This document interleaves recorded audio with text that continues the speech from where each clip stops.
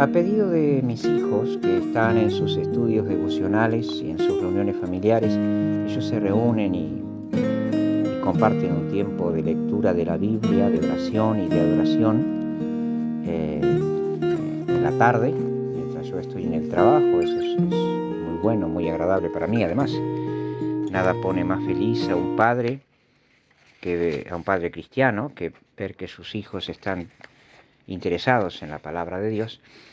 Y me comentaron de que ellos están teniendo en sus lecturas están abordando el Evangelio de Lucas, y me manifestaron que quizás sería bueno que se pudiera exponer, para ayuda de ellos y quizás de alguien más, una lectura comentada, en este caso del Evangelio de Lucas. Y bueno, vamos a aprovechar y vamos a hacerlo para satisfacer nuestras necesidades familiares, pero también, ya que estamos, para brindar a los hermanos de la iglesia entonces una serie de devocionales diarios, en donde, bueno, vamos a abordar este libro apasionante de la Biblia, este Evangelio, que es el Evangelio de Lucas.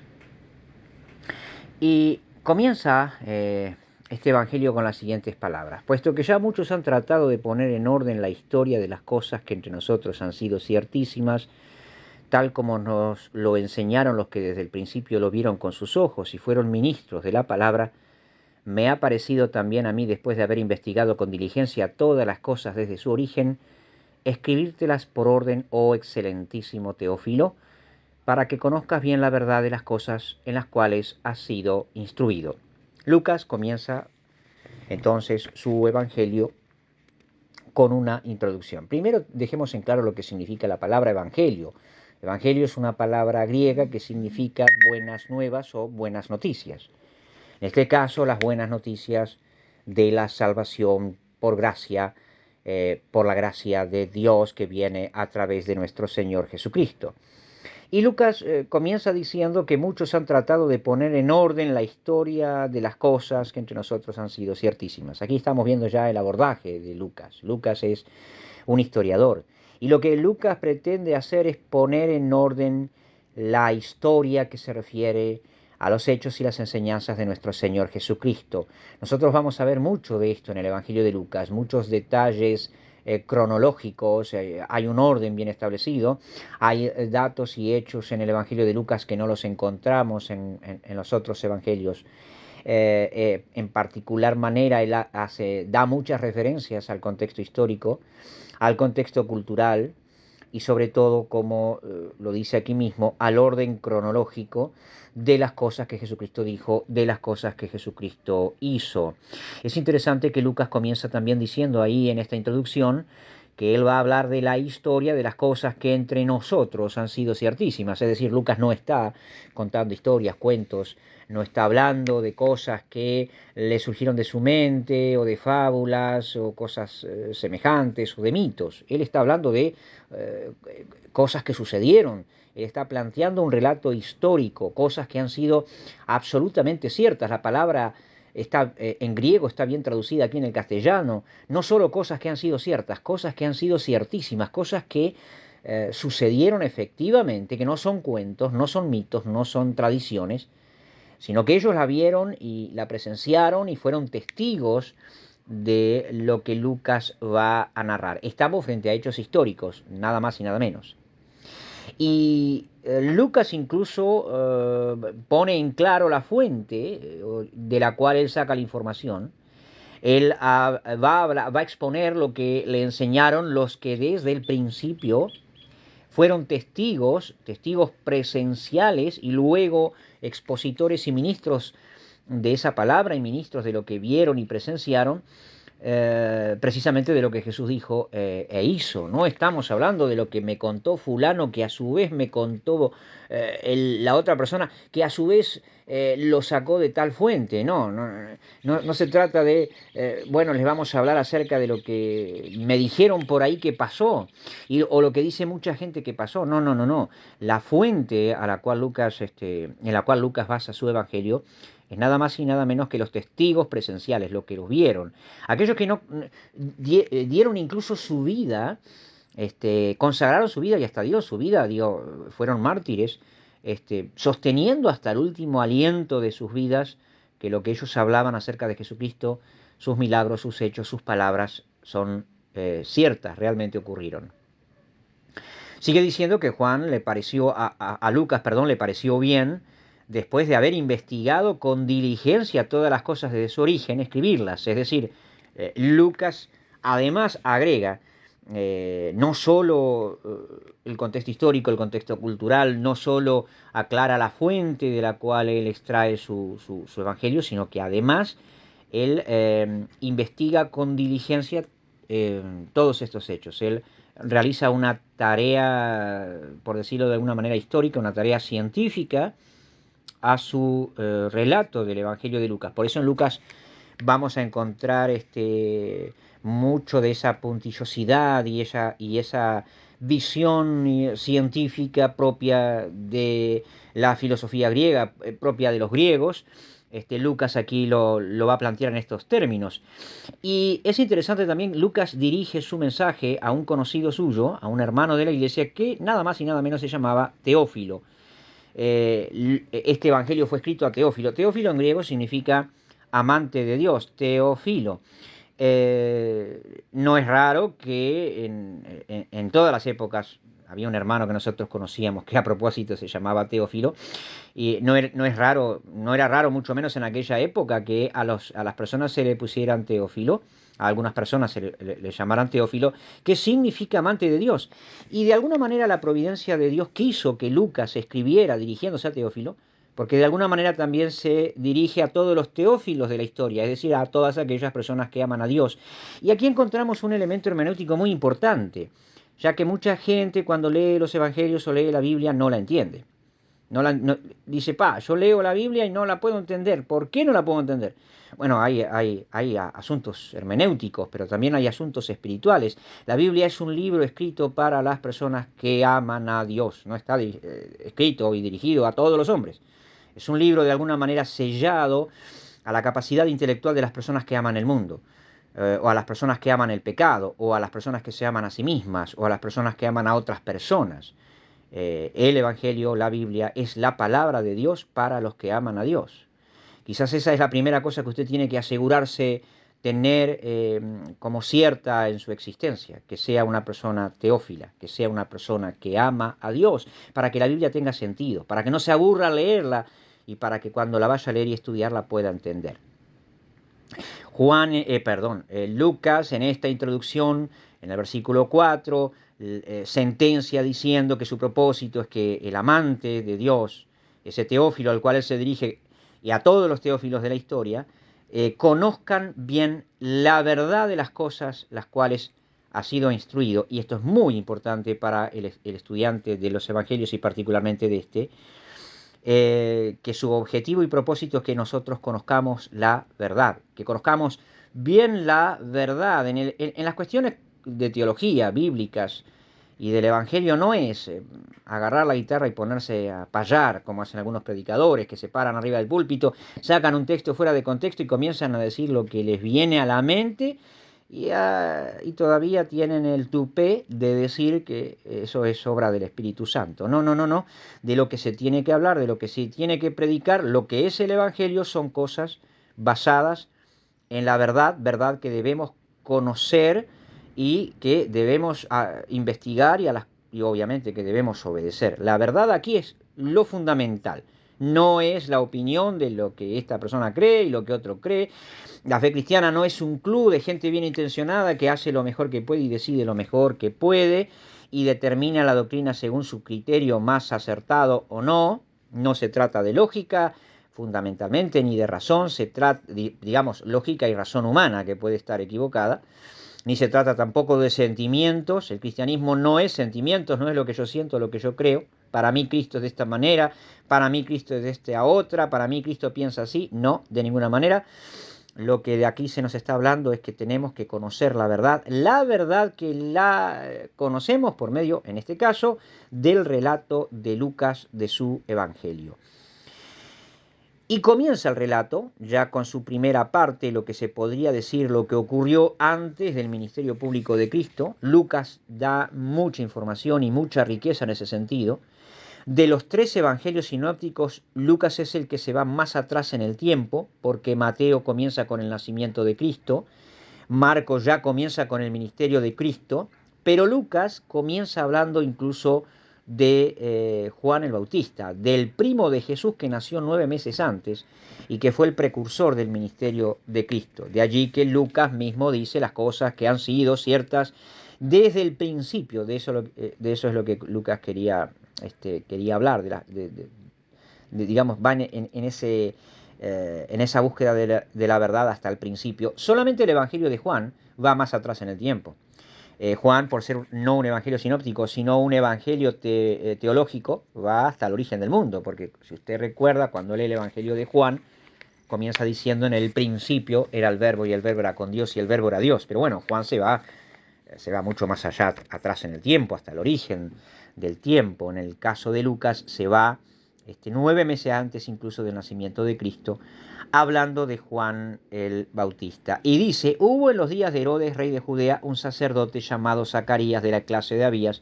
Su mujer era de las hijas de Aarón y se llamaba Elizabeth. Datos interesantes. Lucas habla de que estos acontecimientos ocurren durante el reinado del rey Herodes, rey de Judea. Aquí ya vemos un primer vistazo del contexto histórico al cual Lucas hace referencia, a diferencia de muchos otros libros religiosos y de mitos y tradiciones que hablan, que dicen habíase una vez o muy allá atrás en el tiempo, o cuando Arturo era rey, qué sé yo de dónde, personajes míticos.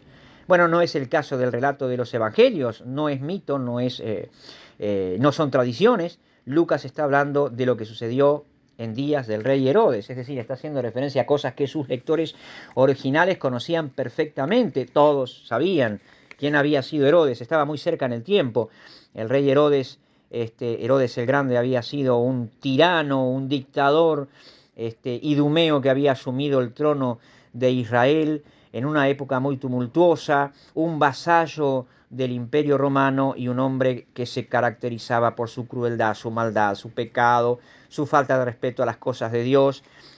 Había dejado una profunda marca de dolor y de desprecio en la nación de Israel y en los cristianos en particular, esta persona del rey Herodes.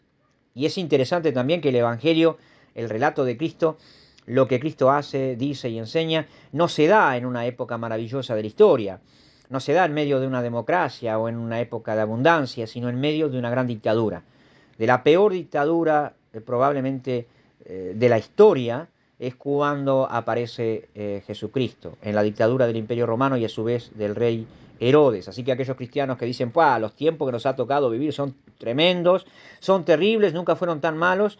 Bueno, no, déjeme decirle que en los evangelios, lo que sucede en los evangelios se da en épocas todavía mucho peores de lo que se da, de lo que estamos viviendo hoy. Herodes era el rey de Judea y había un sacerdote, se dice, llamado Zacarías, de la clase de Abías, y que estaba casado con una mujer que también era descendiente de Aarón y que se llamaba Elizabeth. Y dice Lucas que ambos eran justos delante de Dios y andaban irreprensibles en todos los mandamientos y ordenanzas del Señor. O sea, aquí estamos viendo dos personas modelo, dos personas ejemplares, Zacarías y su esposa, que eran fieles a Dios, que buscaban a Dios, que amaban a Dios. Pero tenían un problema, según el versículo 7, no tenían hijo. Y no tenían hijo porque Elizabeth era estéril y ambos, además, ya eran muy ancianos. Para nosotros esto parece no decir mucho, pero si usted se ubica en el contexto histórico-cultural, está hablando de una verdadera tragedia. Porque para aquella cultura, para aquellas personas y para esta gente, es muy importante tener hijos, pero muchísimo, muy importante. Es la principal riqueza, por eso era la clase proletariada, eran los pobres del pueblo, cuya única mayor riqueza era nada más y nada menos que sus propios hijos. Para la nación de Israel era muy importante. Pero hay también un sentido teológico a esto.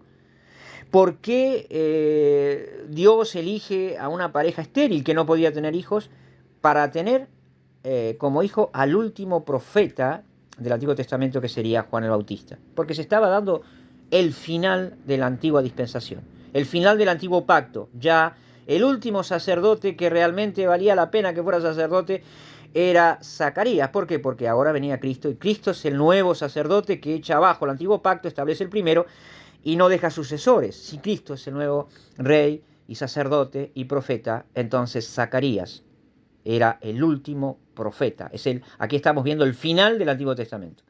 El final del Antiguo Testamento. El último sacerdote elegido por Dios era este hombre, y tiene solo un hijo, y este hijo, Juan, se transformó en el profeta que daría inicio a Cristo, y si usted conoce, digamos, daría introducción al ministerio de Cristo, y Juan a su vez tampoco tuvo hijos, y además fue asesinado muy joven, y aquí es cuando se termina el Antiguo Testamento, no en el libro de Zacarías, aquí en el relato de Lucas, perdón, no en el libro de Malaquías, es el último libro del Antiguo Testamento, sino aquí, en el ministerio de Zacarías y su esposa, en el cual Juan es el último, pero último mensajero de Dios del Antiguo Testamento. Zacarías, el padre de Juan, el último profeta, sacerdote, y Juan, el último profeta. Eran muy viejitos, como el Antiguo Testamento ya estaba muy viejito y había que cambiarlo por un nuevo pacto que fue el que Cristo estableció. Y cuando Zacarías estaba ejerciendo su sacerdocio delante de Dios, según el orden de su clase, conforme a la costumbre del sacerdocio, versículo 9, bueno, le tocó en suerte ofrecer el incienso entrando en el santuario del Señor. Y se dice que toda la multitud del pueblo estaba fuera orando a la hora del incienso. Y acá ocurre un milagro. Después de 400 años, 500 años de silencio en el Antiguo Testamento, porque el último mensaje lo da Malaquías, y Dios permanece en silencio, son muchos años, si usted se pone a pensar, ¿no? Muchísimos años, 500 años, 400 años de silencio, en donde Dios no da ningún mensaje. La nación estaba desesperada porque Dios se revelara, porque además eran tiempos muy angustiosos. Después de tanto tiempo de silencio, Dios nuevamente aparece en la escena, aparece en la historia, revelándose a este anciano sacerdote. Y lo hace por medio de un ángel. Un ángel del Señor se pone de pie a la derecha del altar del incienso, frente nada más y nada menos que a este sacerdote, y le da un mensaje a Zacarías. Naturalmente, Zacarías, versículo 12, dice que se turbó al verle y le sobrecogió temor, es decir, se asustó realmente Zacarías, se espantó. La visión de un ángel o la visión de Dios es avasalladora, es terrible. Ver un ángel es algo terrible, no se trata de una persona que viene, aparece y te palmea la espalda y te dice que hace flaco todo bien. No, estamos hablando de un ángel de Dios. Estamos frente a una visión de lo sagrado, y obviamente Zacarías, que era un sacerdote, entendía lo que estaba pasando, y bueno, cuando lo vio, se sobrecogió de temor, es decir, el temor tomó control de toda su vida. Es decir, Zacarías entendía lo que estaba pasando. Zacarías no es como usted o como yo, que tomamos las cosas de Dios a la ligera, que vamos el sábado a la reunión de la iglesia, y el domingo nos vamos al baile. No. Era un hombre que realmente entendía que estaba pisando suelo sagrado, y que, bueno, lo que estaba por pasar era terrible, era tremendo. Y Zacarías le habló el ángel le habló a Zacarías y le dijo: Zacarías, no temas, no temas. Y claro, sí, lo primero que tiene que decir un ángel, cuando realmente es un ángel, si se va a dirigir a un cristiano o a una persona a la cual le va a hablar, lo primero que le tiene que decir, y lo vemos muchas veces en la Biblia, es: no tengas miedo. Porque el miedo nos sale instintivamente cuando nos encontramos con lo sagrado, y porque además el miedo, mi querido amigo, nubla nuestra capacidad de escuchar y nubla nuestra capacidad de entender. Así que el ángel le dijo: mira, es como si el ángel le dijera: tengo algo muy importante que decirte, mira, no tengas miedo, pues si no, no vas a entender nada. Y agrega: no temas, porque tu oración ha sido oída, y tu mujer Elizabeth te dará a luz un hijo y llamará su nombre Juan. Mucha gente piensa que acá lo que sucede es que Dios, a través del ángel, le dice a Zacarías: mirá, no tengas miedo, tú estás pidiendo un hijo y vas a tener un hijo. Y le vas a poner por nombre Juan. No, los que piensan así se equivocan. La oración de Zacarías no era que su mujer quedara embarazada y que pudiera tener un hijo. Zacarías ya había dado por descartado esto, ya había asumido que no iba a tener hijos. Él no le estaba pidiendo a Dios eso. sino como sacerdote lo que le estaba pidiendo era la salvación del pueblo de Dios, la redención del pueblo de Dios. Era consciente de la angustia que estaba viviendo la nación de Israel y como sacerdote tenía que ir al templo a pedir otra vez, como hacían todos los años, Señor, por favor, ten misericordia y salva a tu pueblo. Y bueno, fue lo que le dijo el ángel, tu oración ha sido escuchada y tu mujer Elizabeth te dará a luz un hijo y llamará su nombre Juan. O sea, le dice que Dios va a salvar a su pueblo, como vamos a ver, y que además de chapa y de bendición iba a tener un hijo, y que ese hijo iba a cumplir un rol protagónico en la salvación del pueblo de Dios. Este versículo 13 nos despierta algo respecto al relato evangélico y respecto a nuestra lectura de la Biblia. Frecuentemente cuando nosotros leemos la Biblia, la ensuciamos en nuestra mente con nuestros prejuicios. Entonces decimos, no, pero Zacarías estaba pidiendo por él y por su esposa que era estéril y para que él pudiera comprar un autito e irse de vacaciones al Chuy. Bueno, no, eso es lo que nosotros, que somos bastante pedorros, es lo que pediríamos. No, no, no, no. Pongámonos en el contexto y démonos cuenta de que lo que Zacarías estaba pidiendo era otra cosa. No lea la Biblia, mi amigo, de forma prejuiciosa, pensando que los personajes de la Biblia y mucho menos pensando que Dios piensa como usted. Él no está pensando en este momento, Dios no está pensando, o los verdaderos teófilos de la historia, los verdaderos amantes de Dios están pensando en quién va a ganar el primer premio en el desfile de llamadas del carnaval, o quién va a salir ganando en el Gran Hermano. No, no, no, no. Los verdaderos cristianos están pensando en cuándo vendrá el Salvador a salvar a su pueblo. En este caso, Zacarías es lo que le preocupaba. Y es lo que le preocupa a los verdaderos cristianos. Y por eso oran, leen la Biblia y van a la iglesia. Porque están ocupados y preocupados por estas cosas y no por las cosas del mundo, como a veces usted y yo estamos preocupados. Y entonces Dios, a través del ángel, le dice a Zacarías, mirá, tu oración ha sido contestada, pero además tu esposa Elizabeth va a dar un hijo y le vas a poner por nombre Juan, y tendrás gozo y alegría, y muchos se regocijarán de su nacimiento.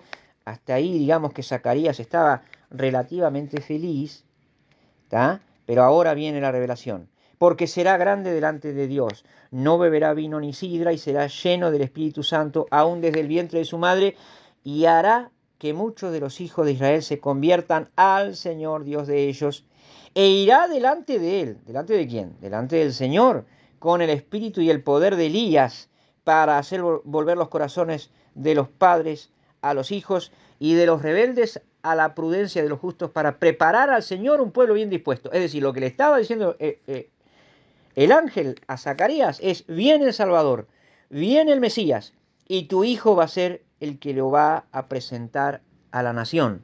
Tu hijo, al que le vas a poner Juan, va a ser el que va a preparar el camino del Mesías. Pero qué noticia más grande y divina y preciosa que recibe Zacarías.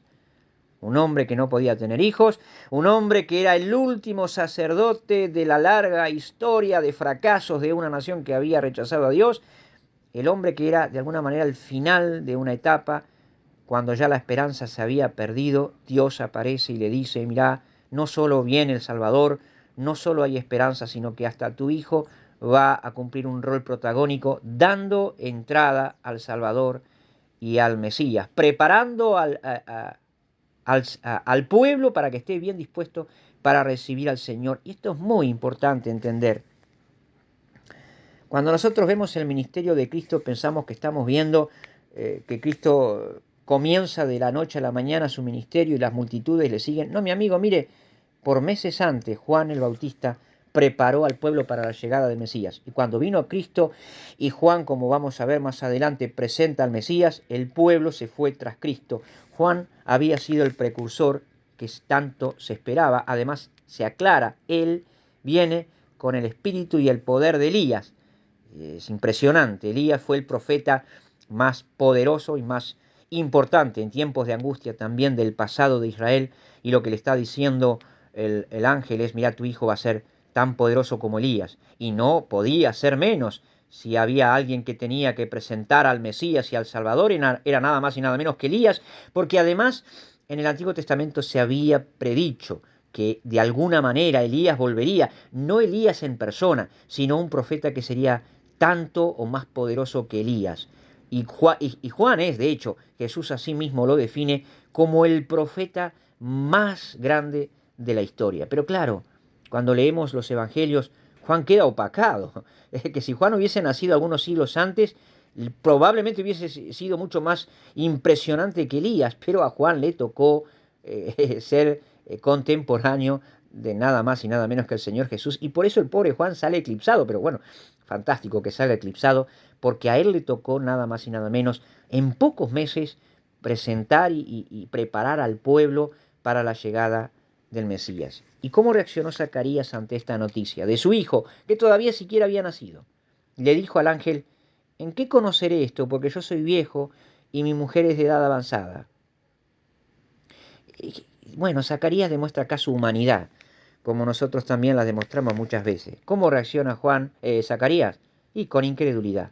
Él dice: no, yo soy viejo, mi mujer es vieja, se da cuenta que su mujer además es estéril. ¿Cómo podía ser posible esto? ¿Usted se da cuenta que está el ángel frente a Zacarías?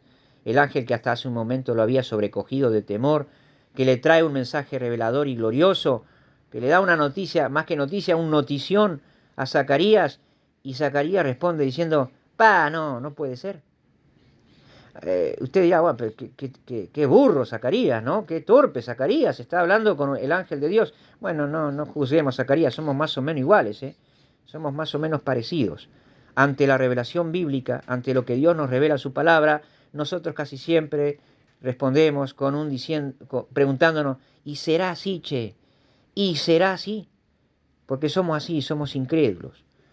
Tendemos a finalmente darle más valor a nuestra estúpida opinión y a nuestra disminuida capacidad intelectual por encima de la revelación de Dios. Y por supuesto, acá no se trata de te voy a explicar, Zacarías, a ver si lo entendés. No, el ángel se enojó, porque Dios también se enojó, porque Zacarías estaba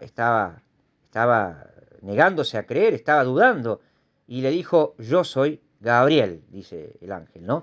Que estoy delante de Dios, y he sido enviado a hablarte y darte estas buenas nuevas. Y le agrega: y ahora vas a quedar mudo, y no vas a poder hablar hasta el día que esto se haga. Y déjeme decirle que, y con esto terminamos, que esto es un mensaje para nosotros hoy.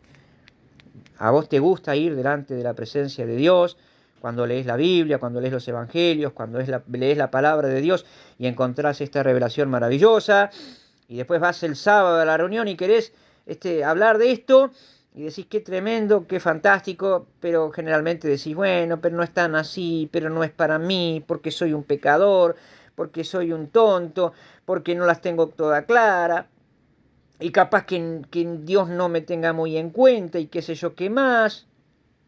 Y vos estás esperando que Dios baje del cielo, se siente a tu lado y te diga: bueno, vení, flaquito, te voy a explicar cómo es para que entiendas, para que creas. Ay, pobrecito, bueno, mira que te explico. No, mira, mi amigo, mi hermano, querido oyente o televidente, no sé cómo va a ir estos mensajes.